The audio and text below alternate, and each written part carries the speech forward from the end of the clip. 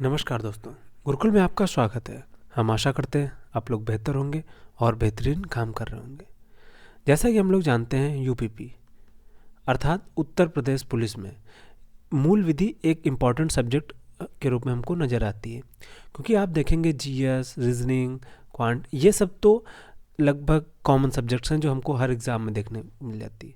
लेकिन जो आपको मूल विधि है, यही आपको सिलेक्शन दिलाने में बहुत मदद करती है। तो आज हम लोग पढ़ेंगे मूल विधि के बारे में। तो हम लोग ये मैराथन करने वाले हैं, देखते हैं कितनी देर तक चलती है। चलो शुरू करते हैं। मैं वीडियो शुरू करने से पहले आप लोगों को एक बात बोलना चाहता हूँ कि आप लोग वीडियो पूरी देखिए। इससे आपको क्या होगा कि आपके बहुत सारे कॉन्सेप्ट्स क्लियर होंगे और आपको बहुत सारी नई चीज़ें पता होंगी। तो शुरू करते हैं। अध्याय 1, भारतीय न्याय संहिता। तो भारतीय न्याय संहिता, ये हम लोग देख रहे हैं कि ये न्याय की मूर्ति हैं जिनके हाथ में ये तराजू है। तो पहले क्या होता था, इनकी आंखों में पट्टी बंधी रहती थी। अब क्या हुआ, इनकी पट्टी हटा दी गई है। ये क्या दिखाता है? ये यह दिखाता है कि अब समानता की भावना बढ़ रही है, या फिर इसको ये कहा गया कि अब न्याय की देवी जो है वो देख के सबको बराबर जजमेंट या फिर निर्णय देंगी, न्याय करेंगी। तो ये हम परिचय की बात करते हैं। तो भारतीय न्याय संहिता 2023 को 20 अध्यायों में विभाजित किया। कितने? 20 अध्यायों में विभाजित किया गया, जिसमें कुल 358 धाराएं हैं। और यह संहिता क्या कहती है? कुछ अपराधों, विशेष रूप से महिलाओं एवं बच्चों के विरुद्ध अपराधों के लिए दंड की मात्रा में वृद्धि करता है। इसके अलावा यह तुलनात्मक रूप से छोटे अपराधों के लिए दंड के रूप में सामुदायिक सेवा के प्रावधान को भी प्रस्तुत करता है। चलिए हम इसके धारा 1 को देखते हैं। सेक्शन 1। इस धारा में संक्षिप्त नाम, प्रारंभ और लागू होना जैसी बातों का उल्लेख किया गया है। ठीक है। और इसका अगला बिंदु है, इस अधिनियम का संक्षिप्त नाम है भारतीय न्याय संहिता 2023। ठीक है। उल्लेखनीय है कि पूर्व की जो आईपीसी धारा थी, उनके जो 1 से 5 तक के धाराएं थी, अब उनको मिला के भारतीय न्याय संहिता की धारा 1 में समाहित कर दिया गया है।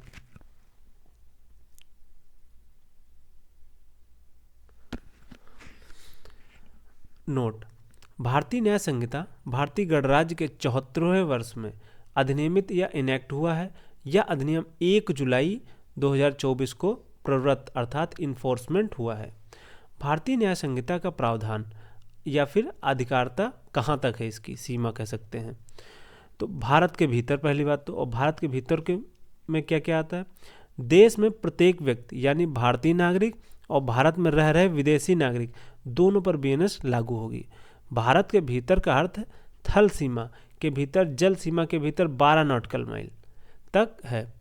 ये जो 12 नॉटिकल माइल क्या है? ये समुद्री सीमा है भारत की। ठीक है।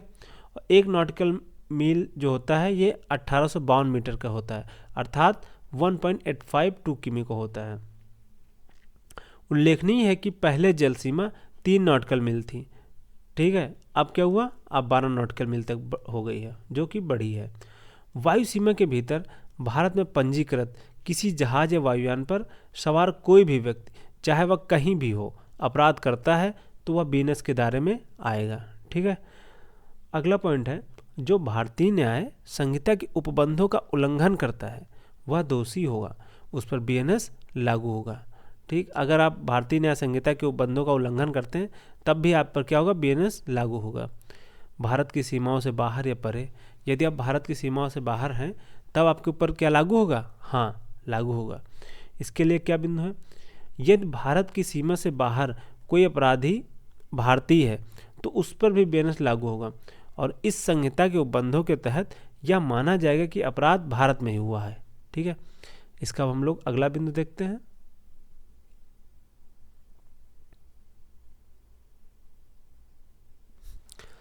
उपरोक्त के अलावा अन्य कौन कौन सी स्थितियां हैं, ये भी देख लेते हैं। आ है, भारत के बाहर यदि पीड़ित भारतीय है और अपराधी कोई विदेशी नागरिक है तो ऐसी स्थिति में उस अपराधी विदेशी नागरिक पर भी बीएनएस लागू होगा। ठीक है। अगर आप विदेश में कहीं जाते हैं और आपके ऊपर कुछ होता है और कोई अपराधी विदेशी है, तब भी उसके ऊपर क्या होगा? बीएनएस लागू होगा। ठीक है। इसका दूसरा पॉइंट है, भारत के बाहर या उससे परे किसी भी स्थान पर यदि कोई व्यक्ति भारत में स्थित कंप्यूटर संसाधन को टारगेट करके अपराध करता है तो भारत के बाहर किया गया ऐसा प्रत्येक कार्य इस संहिता के अधीन दंडनीय होगा। ठीक है, अगला बिंदु देखते हैं हम। भारतीय न्याय संहिता का प्रभाव कहाँ कहाँ नहीं होगा। अभी तो हम लोग देख रहे थे कहाँ कहाँ होगा, अब ये भी देख लेते हैं कहाँ कहाँ नहीं होगा। पहला है किसी स्थान पर जहाँ कोई विशेष या स्थानीय कानून बनाया गया है वहाँ पर यह संहिता लागू नहीं होगी। ठीक है, और दूसरा बिंदु है ऐसे कानून जो भारत सरकार के अधिकारियों को दंडित करने के लिए बनाए गए हैं वहाँ पर यह संहिता लागू नहीं होगी। ठीक है, और तीसरा है आर्मी और एयरफोर्स के कर्मचारियों को दंडित करने के लिए बनाई गई विधियों पर भी यह संहिता लागू नहीं होगी। ठीक है, नोट, भारत में के भीतर निम्नलिखित व्यक्तियों पर बीएनएस लागू नहीं होगी, यानी ऐसे व्यक्तियों पर कोई अभियोजन केस नहीं चलाया जाएगा जो इनमें शामिल कौन कौन से हैं। जैसे पहला बिंदु है भारत का राष्ट्रपति या राज्य के राज्यपाल। ये क्या है, यह छूट है किनसे, भारतीय संविधान से इन लोगों को अनुच्छेद 361 के द्वारा प्रदान की गई है। ठीक, और दूसरा बिंदु है विदेशी संप्रभु अर्थात किसी देश का प्रधानमंत्री या राष्ट्रपति या फिर किसी अन्य देश का राजनयिक। इन सब लोगों को क्या है, इन सब लोगों को छूट है किससे, बीएनएस से। ठीक है, हम बात करते हैं विदेशी सेना के बारे में। विदेशी सेना के बारे में धारा 2 इसमें परिभाषा दी गई है और धारा 2 के क्लॉज 1 में कहा इसके कार्य अर्थात एक्ट की परिभाषा दी गई है और धारा 2 के क्लॉज 2 में जीव जंतु की परिभाषा मानव के अलावा कोई भी जीवित प्राणी को बताया गया है। क्या, धारा 2 क्लॉज 2 के अंतर्गत। धारा 2 क्लॉज 3 में बालक की परिभाषा दी गई है जो कि 18 वर्ष से कम आयु का कोई भी व्यक्ति होता है वह क्या होगा, बालक की कैटेगरी में आएगा। ठीक है, नोट, बीएनएस में बालक की नई परिभाषा को शामिल किया गया है। धारा 2 क्लॉज 4 में कूटकरण काउंटरफिट की परिभाषा कूटकरण का अर्थ धोखाधड़ी करने के आशय इंटेंशन से एक वस्तु की नकल करके दूसरी वस्तु बना लेना है। यहाँ यह समझना आवश्यक है कि बीएनएस के उपबंधों के अनुसार ऐसा कूटकरण हूबहू होना जरूरी नहीं है, यह मिलता जुलता है तो भी वह इस संहिता के तहत दंडनीय होगा। नोट, आईपीसी में कूटकरण की यह परिभाषा धारा 28 में दी गई थी और धारा 2 क्लॉज 5 में क्या है, इस धारा में न्यायालय की परिभाषा दी गई है कि न्यायालय क्या होगा। यह परिभाषा आईपीसी की धारा 20 में दी गई थी। पहले जो अभी धारा है 2 क्लॉज 5 ये पहले किसमें थी, आईपीसी की धारा 20 में दी गई थी। ठीक है, और धारा 2 क्लॉज 6 क्या है, मृत्यु की परिभाषा दी गई है जिसमें यहाँ मृत्यु से अर्थ मानव की मृत्यु से है। ठीक है,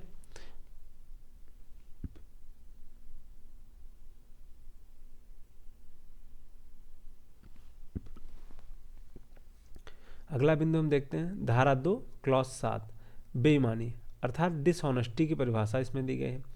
बेईमानी के अंतर्गत ऐसे कार्य को इस श्रेणी में रखा जाएगा जिसमें व्यक्ति स्वयं को सदोष रॉन्गफुल गेन पहुंचाता है या किसी व्यक्ति को सदोष हानि होती है अर्थात रॉन्गफुल लॉस होता है।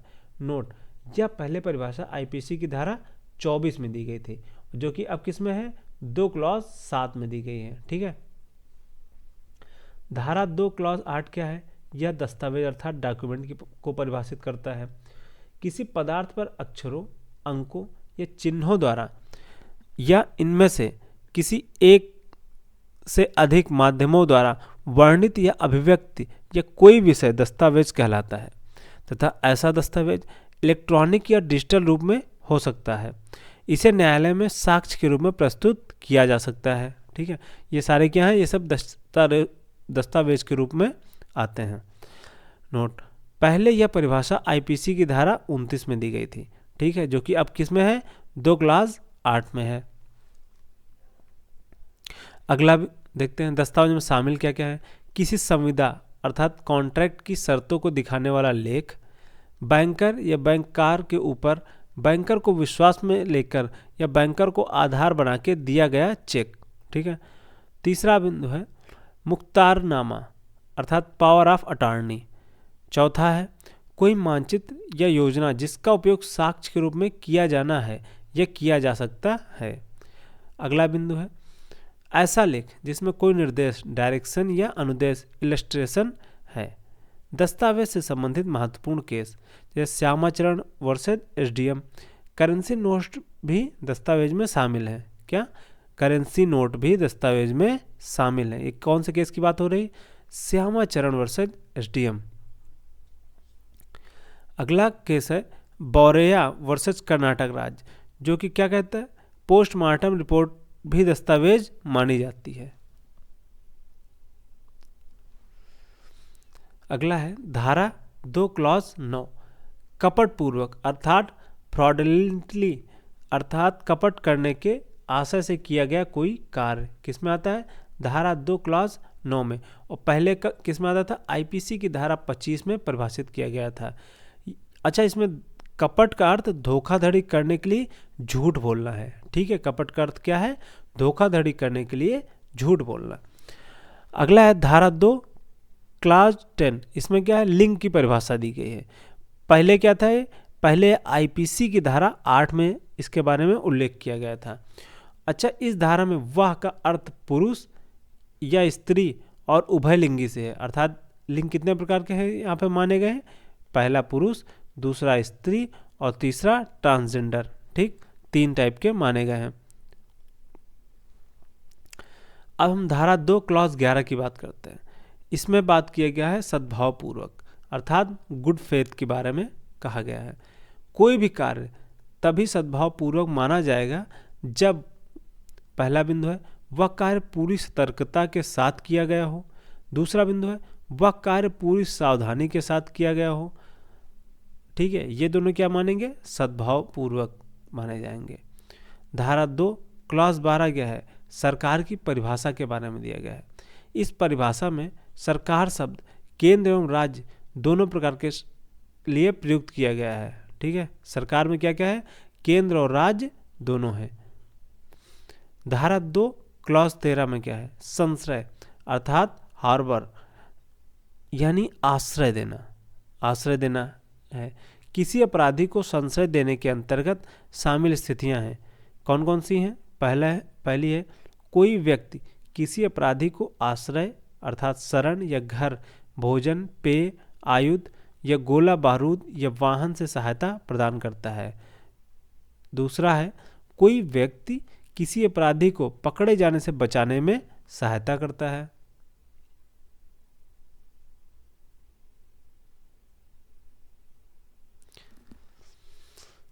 नोट: पति और पत्नी संश्रय देने के दोषी नहीं माने जाएंगे। धारा 2 क्लॉज 14 क्या है? इंजरी अर्थात क्षति को परिभाषित करता है। और क्षति कितने प्रकार की होती है? कितने प्रकार की बताई गई है? पहली शारीरिक है, फिर मानसिक है, फिर ख्याति संबंधी है और फिर क्या है? संपत्ति संबंधी। धारा 2 क्लॉज 16 क्या कहता है? इस धारा में न्यायाधीश अर्थात जज को परिभाषित किया गया है। अगला है धारा 2 क्लॉज 17। इसमें जीवन की परिभाषा। यहाँ जीवन से आशय मानव के जीवन से है। धारा 2 क्लॉज 18 यह धारा स्थानीय विधि अर्थात लोकल लॉ के बारे में बात करती है। स्थानीय विधि ऐसी विधि है जो किसी क्षेत्र विशेष में लागू की जाती है और ऐसे कानून समाज के लिए आवश्यक मुद्दों पर बनाए जाते हैं। अगला है धारा 2 क्लॉज 19। इस धारा में पुरुष की परिभाषा को समझाया गया है। यहाँ पुरुष की परिभाषा में किसी भी आयु के पुरुष शामिल हैं। धारा 2 क्लॉज 20 इसमें माह और वर्ष। यहाँ माह और वर्ष का संबंध ग्रिगोरियन कैलेंडर से लिए जाने का प्रावधान है।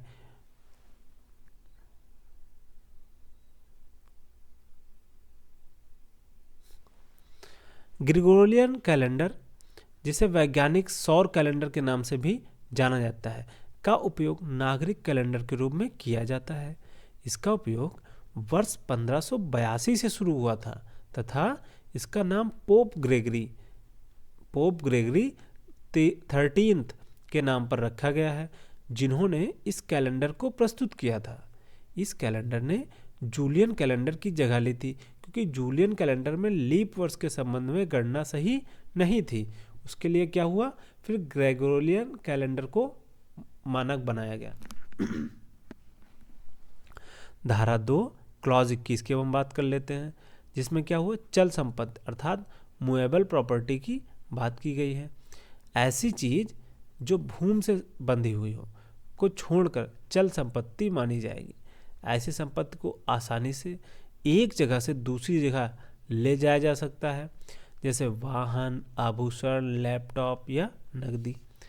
धारा 2 क्लॉज 22 में क्या दिया गया है, वचन अर्थात नंबर को परिभाषित किया गया है। धारा 2 क्लॉज 23 अर्थात शपथ, ओथ की परिभाषा दी गई है। धारा 2 क्लॉज 24, इस धारा में अपराध को परिभाषित किया गया है। भारतीय न्याय संहिता के विरुद्ध किए गए अपराध बीएनएस के अध्याय 3 के तहत साधारण अपवाद को छोड़कर ये सब किसमें आते हैं, अपराध के रूप में।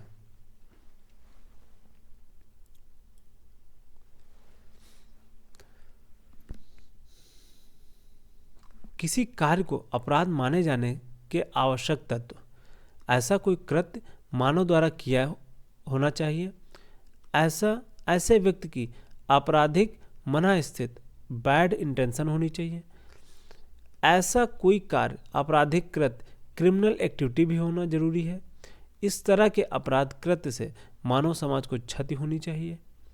धारा 2 क्लॉज 25 लोप अर्थात ओमिशन की परिभाषा दी गई है, और धारा 2 क्लॉज 26 में व्यक्ति की परिभाषा दी गई है। देखो, व्यक्ति की परिभाषा और पुरुष की परिभाषा ये सब अलग अलग है। व्यक्ति की परिभाषा के अंतर्गत शामिल है कंपनी, एसोसिएशन या निकाय, यह सभी निगमित और गैर निगमित हो सकते हैं। धारा 2 क्लॉज 28 में लोक सेवक की परिभाषा दी गई है। नोट, आईपीसी की धारा 21 में पहले इसका उल्लेख था, अब किसमें है, धारा 2 क्लॉज 28 में कौन है, लोक सेवक के बारे में बताया गया।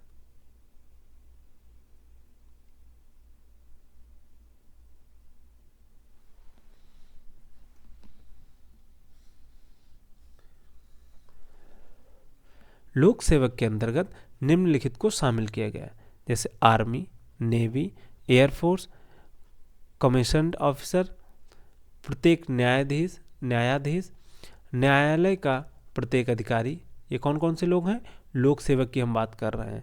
न्यायालय की सहायता करने वाला व्यक्ति, पंचायत के सदस्य, प्रत्येक मध्यस्थ जो किसी मामले में रिपोर्ट देने के लिए नियुक्त किया गया है। ऐसी नियुक्त कोई न्यायालय या किसी लोक प्रभारी प्राधिकारी के द्वारा की गई है। सरकार का प्रत्येक अधिकारी, प्रत्येक वह व्यक्ति जो निर्वाचक नामावली तैयार करता है या प्रकाशित करता है या बनाए रखता है। चुनाव या चुनाव के किसी भी भाग को संचालित करने वाला व्यक्ति। नोट, नगर पालिका आयुक्त, मुख्यमंत्री, कोतवाल या थाना अधिकारी, अध्यापक आदि भी लोक सेवक के अंतर्गत आते हैं। कौन कौन लोक सेवक में शामिल नहीं है, हम लोग इन सबको देख चुके हैं। ये कौन कौन से लोग हैं, ये सब लोग हैं लोक सेवक। हम लोग देखेंगे कौन कौन से लोक सेवक में नहीं है। विधानसभा के सदस्य, आर्मी में जेसीओ था junior commissioned officer, NCO non commissioned officer. धारा 2 क्लॉज 30 में क्या है, विशेष विधि की परिभाषा दी गई है। ऐसी विधि जो किसी विशिष्ट नियम को लागू करती है विशेष विधि कहलाती है, जैसे अफीम से संबंधित, मवेशी अत्याचार अर्थात कैटल ट्रेसपास से संबंधित, रेलवे तथा जुए से संबंधित कोई नियम आदि। ये सब किसमें आते हैं, विशेष विधि की परिभाषा के अंतर्गत आते हैं। धारा 2 क्लॉज 31, इसमें क्या दिया गया, मूल्यवान प्रतिभूति, वैल्यूएबल सिक्योरिटी, ऐसे दस्तावेज जो किसी कानूनी अधिकार को सृजित अर्थात विस्तारित या आंतरिक, रिस्ट्रिक्ट या रिलीज करता है, जैसे मार्कशीट, बैनामा, पासपोर्ट, कर निर्धारण आदेश इत्यादि। धारा 2 क्लॉज 32, जलयान, टमेमस की परिभाषा दी गई है। धारा 2 क्लॉज 34 अर्थात 34 में क्या वसीयत की परिभाषा दी गई है। इसका उल्लेख पहले आईपीसी की धारा 31 में था, अब किस में है, अब है धारा 2 क्लॉज 34 में। धारा 2 क्लॉज 35, इसमें महिला की परिभाषा दी गई है। यहाँ महिला से आशय किसी भी आयु की महिला से है, ठीक है। धारा 2 क्लॉज 36 सदोष लाभ अर्थात अभिलाप रॉन्गफुल गेन के बारे में बात की गई है। जब कोई व्यक्ति गैर कानूनी ढंग से संपत्ति का लाभ लेता है जिसका वो कानूनी रूप से हकदार नहीं है, ठीक है। धारा 2 क्लॉज 37 क्या कहती है, सदोष हानि रॉन्गफुल लॉस के बारे में बात करती है। जब कोई व्यक्ति गैर कानूनी ढंग से संपत्ति को हानि पहुंचाता है, जिसको हानि हो रही है वह संपत्ति का वैध हकदार है। धारा 3 के बारे में हम लोग पढ़ते हैं, साधारण स्पष्टीकरण जनरल एक्सप्लेनेशन। नोट, आईपीसी की धारा 6 में इसका उल्लेख किया गया था। इसके अंतर्गत कुछ तथ्यों को खोलकर बताया गया है। धारा 3 क्लॉज 1 इस संहिता में दी गई अपराधों की परिभाषाओं को अध्याय 3 साधारण अपवाद या बचाव के अधीन माना जाएगा। उदाहरण, यदि 7 वर्ष से कम आयु का बच्चा कोई अपराध कर देता है तो अपराधी नहीं माना जाएगा।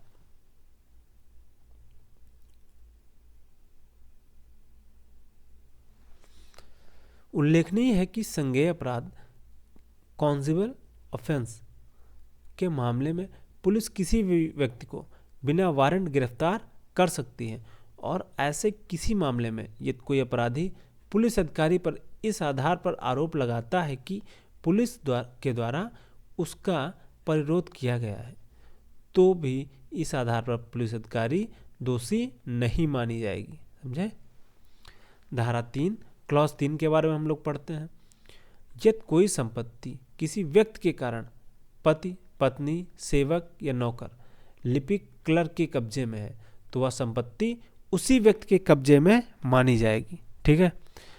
पहले क्या करते थे लोग, कोई संपत्ति होती थी तो अपनी इनकम कम दिखाने के लिए फिर क्या करते थे, जैसे 10 लोग हैं फैमिली में तो उनके नाम कर देते थे, या फिर उनके यहाँ पे जो कोई सर्वेंट है, नौकर है तो उनके नाम पे कर देते थे। अब क्या है, संपत्ति उसी की मानी जाएगी। आईपीसी की धारा 27 में इसका उल्लेख किया गया है, ठीक है, किया गया था। धारा 3 क्लॉज 5 सामान्य से उद्देश्य कॉमन इंटेंशन। नोट, आईपीसी की धारा 34 में इसका उल्लेख किया गया था।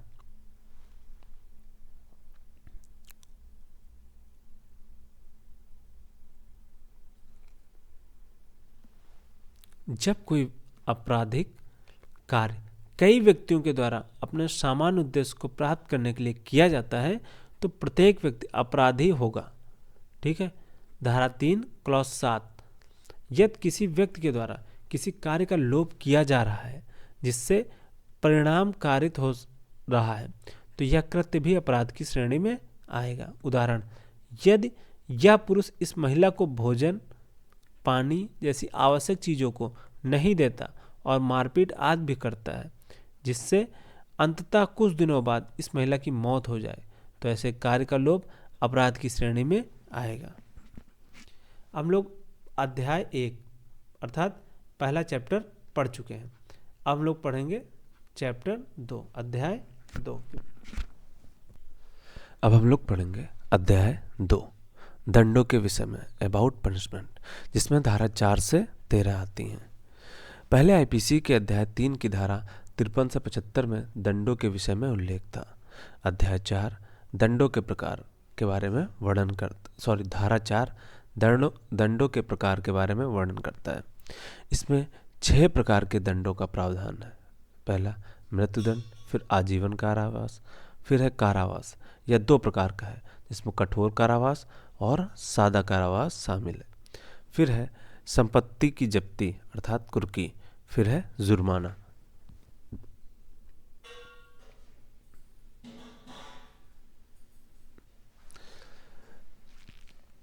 अगला बिंदु है सामुदायिक सेवा। यह उपबंध भारतीय न्याय संहिता में नया जोड़ा गया है। धारा 5 दंडादेशों का लघुकरण, कम्यूटेशन ऑफ सेंटेंसेस। यह धारा सजा को कम करने की बात करती है।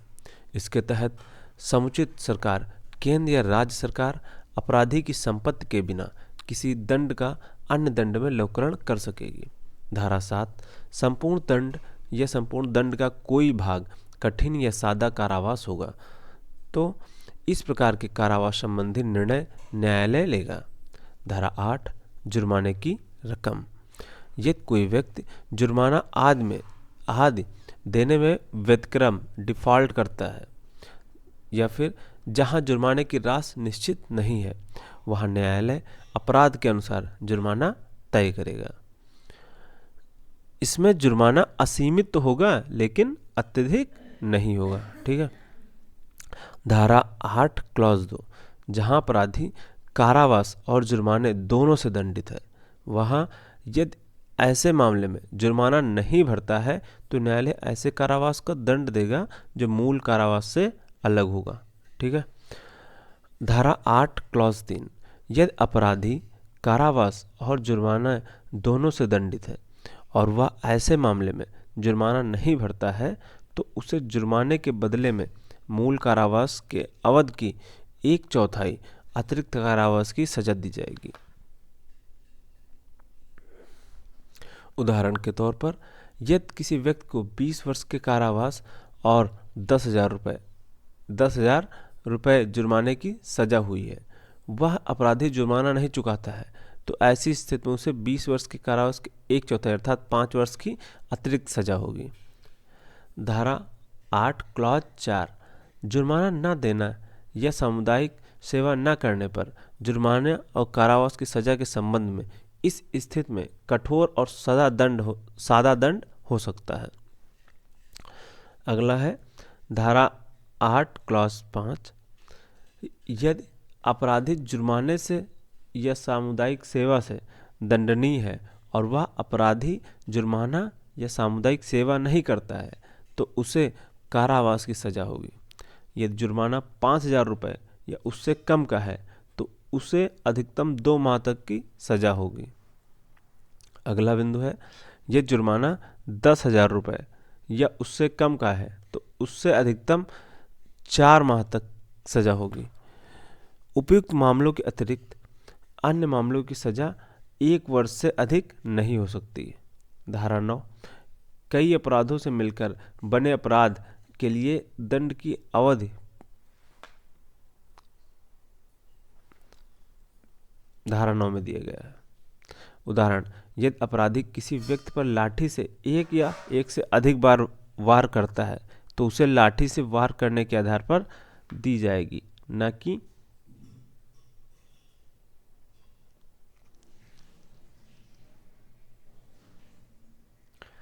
कि इस आधार पर कि उसने एक बार वार किया है या 10 बार।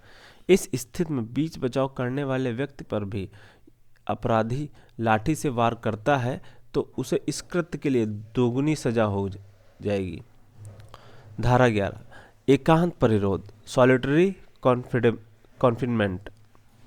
यहाँ एकांत परिरोध से आशय तन्हाई से है। इस धारा के अंतर्गत न्यायालय के आदेश एकांत परिरोध की सजा दी जाती है। केवल कठोर कारावास की सजा के दौरान ही दिया जा सकता है। यहाँ यह ध्यान देने योग्य है कि किसी व्यक्ति को एकांत परिरोध के अधिकतम 3 माह की सजा दी जा सकती है। समझे? एकांत परिरोध के अधिकतम कितनी 3 माह की सजा दी जा सकती है। एकांत परिरोध की सजा की अवधि के आधार पर तय समय सीमा यदि किसी अपराधी को 6 माह तक की कारावास की सजा दी गई है तो उसे अधिकतम 1 माह तक का एकांत परिरोध दिया जा सकता है। यदि किसी अपराधी को 6 माह से 1 वर्ष तक की कारावास की सजा दी गई है तो उसे अधिकतम 2 माह तक का एकांत परिरोध दिया जा सकता है। यदि किसी अपराधी को 1 वर्ष के कारावास की सजा दी गई है तो उसे अधिकतम 3 माह तक की एकांत परिरोध की सजा दी जा सकती है। धारा 12 में एकांत परिरोध अर्थात सॉलिटरी कॉन्फिनमेंट की अवधि के बारे में बताया गया है। पहला बिंदु है किसी व्यक्ति को एकांत परिरोध की अधिकतम 3 माह की सजा दी जा सकती है। दूसरा बिंदु है इसमें एक बार में अधिकतम 14 दिन की सजा ही दी जा सकती है। अधिकतम कितनी एक बार में 14 दिन की सजा दी जा सकती है। तीसरा बिंदु है 3 माह से अधिक की अवधि में यह अवधि अधिकतम 7 दिन की होगी। 3 माह से अधिक की अवधि में यह अवधि अधिकतम 7 दिन की होगी। धारा 13 देखते हैं। दोबारा पश्चातवर्ती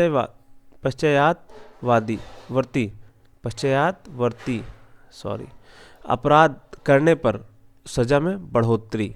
यदि किसी अपराधी ने भारतीय न्याय संहिता के अध्याय 10 नकली सिक्के या करेंसी और अध्याय 17 लोक प्रशांति को भंग करना जैसे दंगा वल्वा आदि के तहत कोई अपराध किया है जिसमें 3 वर्ष से अधिक सजा का प्रावधान है, इस प्रकार का अपराध दोबारा करने पर उसे आजीवन कारावास या 10 वर्ष तक की सजा, कठोर कारावास या सादा कारावास हो सकता है।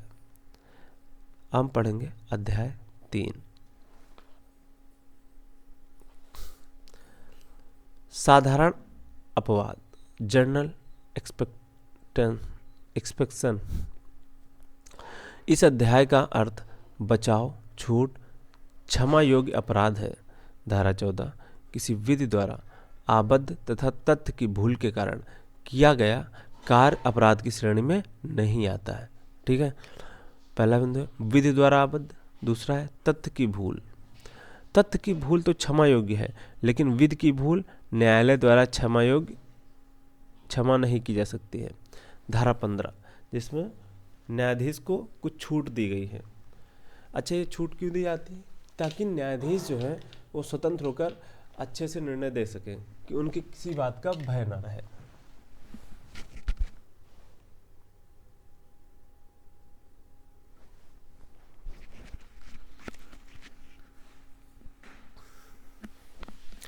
इस धारा के अंतर्गत जब न्यायाधीश सद्भावपूर्वक न्यायिक कार्य कर रहा हो तब न्यायिक कार्य करते हुए न्यायाधीश का कार्य अपराध नहीं माना जाएगा। धारा 16 जल्लाद को बचाओ या छूट। न्यायालय के आदेश पर कार्य करने वाले व्यक्ति का कार्य अपराध नहीं माना जाएगा। धारा 17 आम नागरिक द्वारा तथ्य की भूल एवं विधि सम्मत कार्य करने की शक्तियों का प्रयोग। आम नागरिक द्वारा किया गया कार्य निम्न परिस्थितियों में अपराध नहीं माना जाएगा। अब परिस्थितियां कौन कौन सी हैं देखते हैं। जैसे पहले है तथ्य की भूल। ठीक है, उदाहरण बोंडा कुई बनाम सम्राट। एक रात बोंडा कुई खेत गया, जहां उसने अंधेरे में एक महिला पर चुड़ैल होने के भ्रम से कुल्हाड़ी से वार कर हत्या कर दी, जो वास्तव में उस व्यक्ति के भाई की ही पत्नी थी।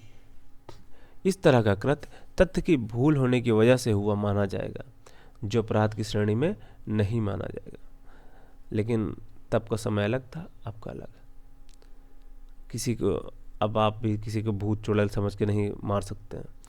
कानून के द्वारा दी गई शक्तियों का प्रयोग करते समय गलती। उदाहरण एक व्यक्ति पर सी व्यक्ति बी पर हमला कर देता है, जिसमें व्यक्ति बी द्वारा अपने बचाव के लिए व्यक्ति सी पर हमला किया गया। इसी बीच इस घटना को व्यक्ति ए ने आकर देखा और व्यक्ति बी को अपराधी समझकर उसे पुलिस थाने ले गया। इस प्रकार व्यक्ति ए से कानून के द्वारा दी गई शक्तियों का प्रयोग करते समय गलती मानी जाएगी, जो अपराध की श्रेणी में नहीं माना जाएगा। धारा 18 विधिपूर्ण कार्य लॉफुल एक्ट करते हुए दुर्घटना। पूर्व में इसका उल्लेख आईपीसी की धारा 80 में किया गया था। उदाहरण एक व्यक्ति द्वारा कुल्हाड़ी से पेड़ काटने के दौरान गलती से किसी दूसरे व्यक्ति को कुल्हाड़ी लगने पर उसकी मृत्यु हो जाए तो ऐसा कृत्य अपराध की श्रेणी में नहीं माना जाएगा।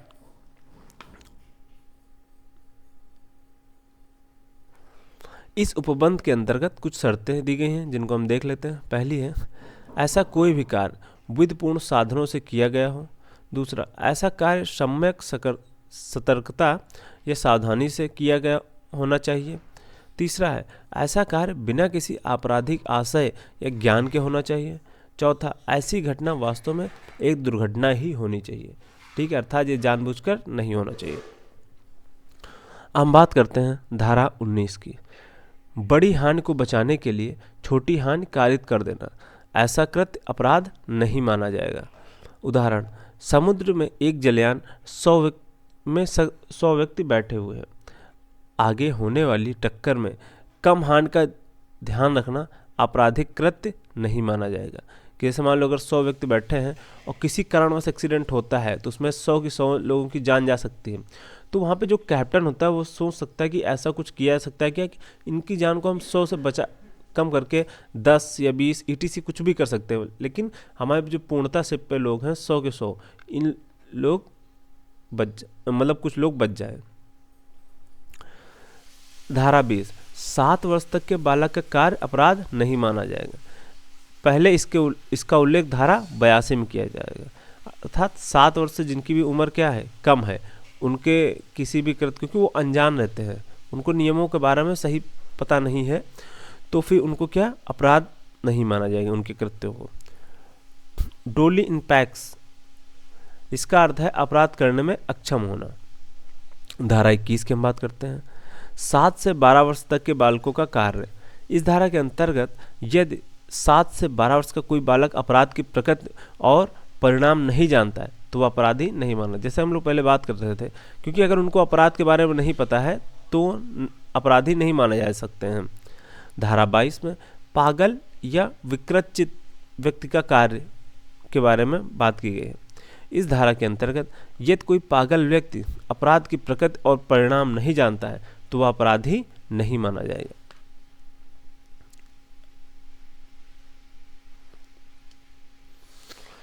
धारा 24, मतत्ता या नशे की हालत में किया गया कार्य। नशे की हालत में किया गया कार्य अपराध नहीं माना जाएगा यदि आशय ज्ञान नहीं है।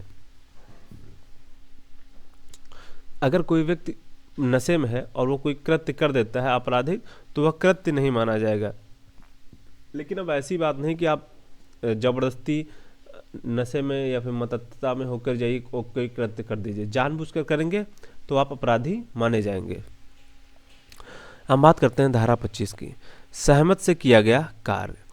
जहाँ कोई कार्य सहमत से किया गया हो और उसमें किसी व्यक्ति की मृत्यु या घोर उपहति यानी गंभीर चोट लग जाती है तो यह अपराध नहीं माना जाएगा। उदाहरण, यदि बॉक्सिंग खेल के दौरान खिलाड़ी ए खिलाड़ी बी पर मुक्के से वार करके गंभीर चोट पहुंचाता है या इससे खिलाड़ी बी की मृत्यु हो जाती है तो धारा 25 के अंतर्गत ऐसा कार्य अपराध नहीं माना जाएगा।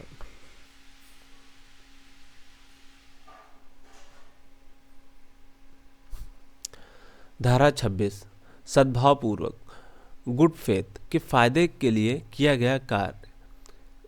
यदि कोई व्यक्ति किसी के फायदे के लिए सद्भावपूर्वक कार्य करता है और कोई दुर्घटना घट जाती है तो वह व्यक्ति अपराधी नहीं माना जाएगा। ठीक है। उदाहरण के तौर पर यदि ऑपरेशन थिएटर में किसी डॉक्टर द्वारा सद्भावपूर्वक मरीज का ऑपरेशन करते समय मरीज की मौत हो जाए तो ऐसी स्थिति में डॉक्टर अपराधी नहीं माना जाएगा।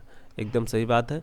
मान लो अगर ऐसा हो जाता है कि उसको अपराधी मानने लगते तो फिर सोचो कि मरीज जो है उसका ऑपरेशन कौन करता है, फिर सारे डॉक्टर तो हाथ खड़े कर देते कि भाई हमको तो जब विक्टिम में बनना है तब क्यों हम ऑपरेशन करें। धारा 27, संरक्षक अर्थात गार्जियन द्वारा या उसकी संपत्ति से किया गया कार्य।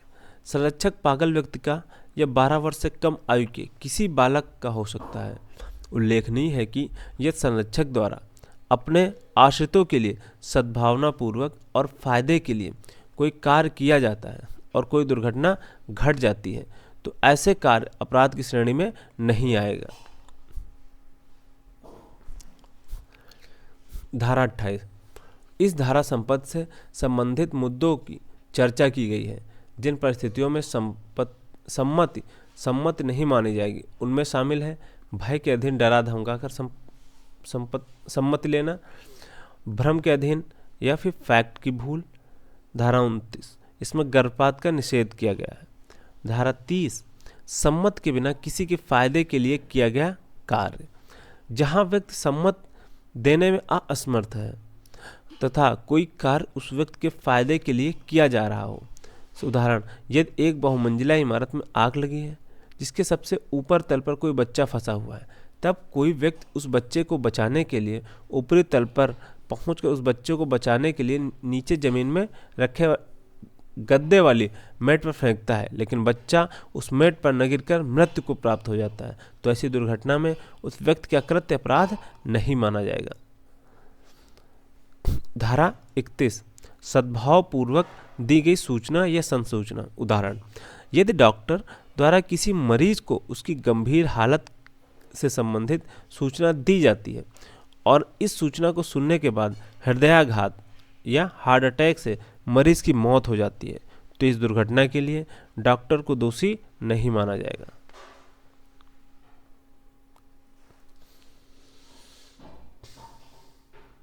धारा 32 वह कार्य जिसे करने के लिए किसी व्यक्ति को धमकियों के द्वारा विवश किया गया है, ऐसे मामले में उस व्यक्ति को बचाव या छूट दी जाएगी। किसी को धमकाकर या डराकर कोई कार्य कराया जाता है तो वह अपराध नहीं माना जाएगा। अगर आप डरा धमका रहे हैं तब तो अपराध माना जाएगा, लेकिन जो व्यक्ति उस डर या धमकी में आकर काम कर रहा उसके द्वारा कृत कार्य को अपराध नहीं माना जाए। इस बात में एक अपवाद है, हत्या के मामले में छूट नहीं है। ठीक है, अपवाद भी देख लो, हत्या के मामले में छूट नहीं है। मृत्युदंड से दंडित या राजद्रोह, राज्य के विरुद्ध अपराध के मामले में छूट नहीं है। ये दो इसके क्या हैं, ये अपवाद है। प्राइवेट प्रतिरक्षा का अधिकार, राइट टू प्राइवेट डिफेंस। धारा 34 कोई कार्य अपराध नहीं माना जाएगा यदि वह प्राइवेट प्रतिरक्षा के अधिकार के अंतर्गत किया जाता है। धारा 35 प्राइवेट प्रतिरक्षा का अधिकार किस किस के विरुद्ध है, इसकी चर्चा अपने शरीर और अन्य के शरीर की रक्षा में। दूसरा बिंदु है अपनी संपत्ति और अन्य की संपत्ति की रक्षा में। नोट, यदि किसी चोर को कोई पुलिस अधिकारी लोक सेवक पकड़ने गया और तब चोर उस पुलिस अधिकारी को प्राइवेट प्रतिरक्षा का हवाला देकर हमला कर देता है, तो वह इस धारा के अंतर्गत वह चोर छूट प्राप्त नहीं कर सकता है। ठीक।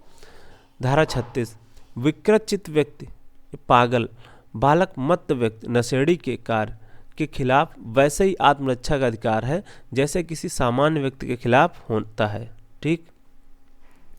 धारा 37 में दिया किसके बारे में बात की गई है, निम्न परिस्थितियों में प्राइवेट प्रतिरक्षा का अधिकार नहीं होगा। अब वो परिस्थितियां देख लेते हैं कौन कौन सी है।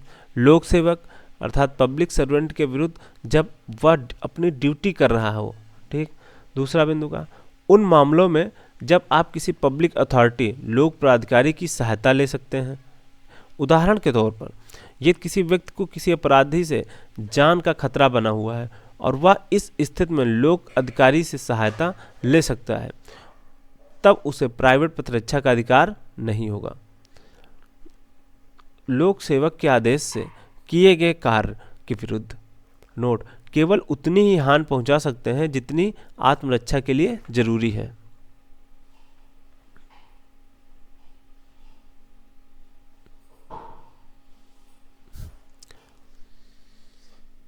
धारा 38 शरीर की प्राइवेट प्रतिरक्षा में सामने वाले व्यक्ति की जान तक ली जा सकती है। इसके लिए निम्न परिस्थितियां हैं। पहली है मृत्यु की आशंका पर, दूसरी है घोर उपहत अर्थात गंभीर चोट की आशंका पर, तीसरे है बलात्कार बलात्संग के आशय में, चौथा है प्रकृति विरुद्ध काम वासना की पूर्ति के लिए किया गया हमला। अगला बिंदु है व्यपहरण अर्थात किडनैपिंग, अपहरण, एडक्शन की स्थिति में। अगला बिंदु है सदोष परिरोध, रॉन्गफुल